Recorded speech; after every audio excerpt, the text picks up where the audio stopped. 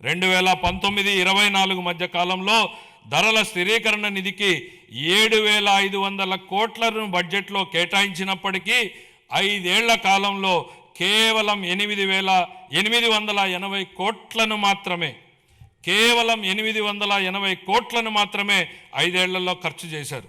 అవసరమైన సందర్భాలలో ప్రభుత్వం ఎంత వేగంగా స్పందించాలనే దానికి మా ప్రభుత్వం ఉదాహరణగా నిలిచింది.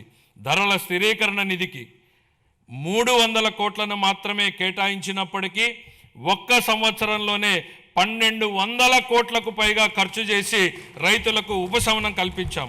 తోతాపురి మామిడి రైతులు, ఉల్లి రైతులు, కోకో గింజల సాగుదారులు, పొగాకు రైతులకు తదితరులకు మద్దతు అందించాం. ఈ 26-27 ఆర్థిక సంవత్సరానికి గాను ధరల స్థిరీకరణ నిధికి 500 కోట్ల రూపాయలను కేటాయింపును ప్రతిపాదిస్తున్నాను.